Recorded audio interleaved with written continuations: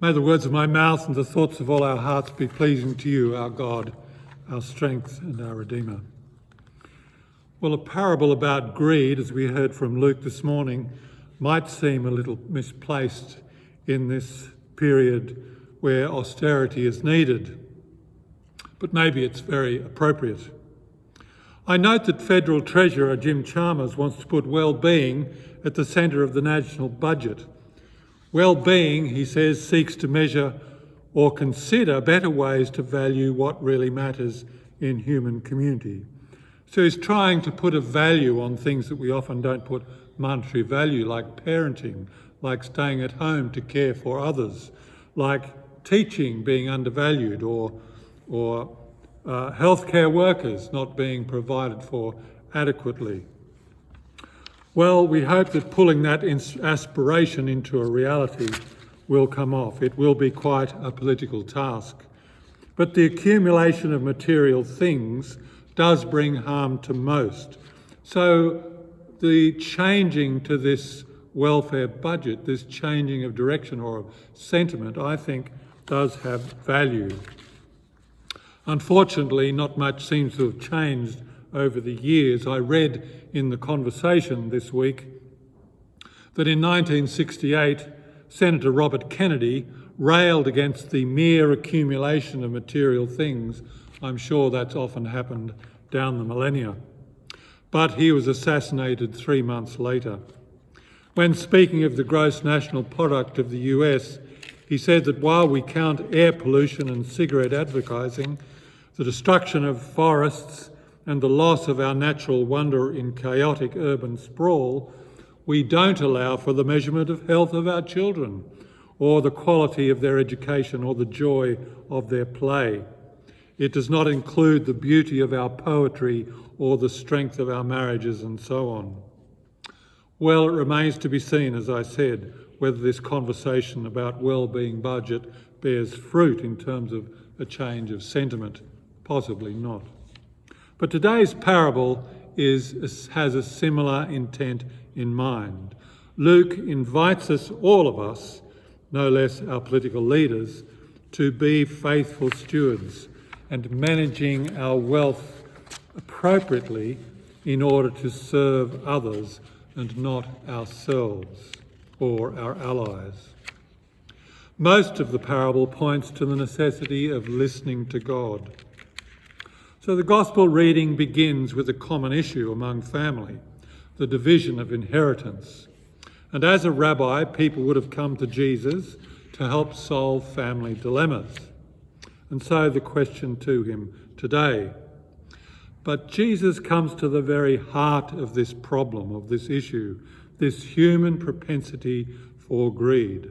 And so he tells the parable of the rich fool. This rich landowner has vast wealth. It is not that wealth is bad, but he tears down his current silo because he wants so much in order to build and get more. In this way, the rich landowner gains more wealth, but in hoarding even more harvest, he is refusing any contribution to the wider community or indeed the wider market. Jesus is therefore describing a self-centred farmer who makes an unethical profit which consequently brings harm to others. The rich fool wants to control the market at the expense of his neighbours. Those who heard this parable would know its consequences all too well. But actually there is a deeper problem here that Jesus is addressing. It is the problem that he is his only counsel, that is, the rich fool's only counsel is himself. What should I do, he says, for I have no place to store my crops. I will do this. I will put down my barns and build larger ones, and there I will store all my grain and my goods. And I will say to my soul, Soul, you have ample goods laid down for many years. Relax, eat, drink, and be merry. But his self-reference is also his undoing. The wealthy farmer is a fool because he has no sense of the wider community or relationships that make him who he is, a member of that community. He assumes that his security depends on his possessions and his wealth, nothing in relation to others, and certainly nothing in relation to God. There is no sense that he sees beyond himself, and no sense of God as the source of all his gifts or security. And then God summons his soul. Death looms unexpectedly, and in a single moment all his hopes vanish. And God asks, "And the things you have prepared, whose will they be?"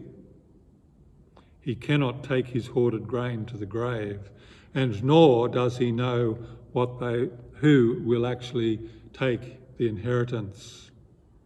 Death is a reality check. So the first lesson through this parable of the rich fool seems to be that the secured life does not depend on possessions, but on entrusting one's life to God. And second, the wise person will understand that the one who is rich toward God means being generous towards others in need. We do not need to be greedy because we are invited to trust God to provide for our needs and not to worry about the life beyond. At heart, the parable tells us that greed is the moral opposite of generosity. Greed destroys, but generosity blesses us. Generosity will bring life. Now let me finish by simply referring to a passage from Paul in Corinthians where he writes, and I pick up this sense of the needful generosity that is our calling.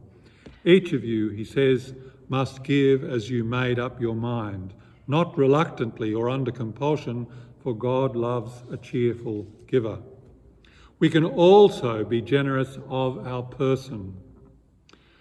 The parable of the rich fool talks about material goods and being generous beyond ourselves with those. But I heard this week about cheerfulness, and it strikes me that generosity is broader than just materiality.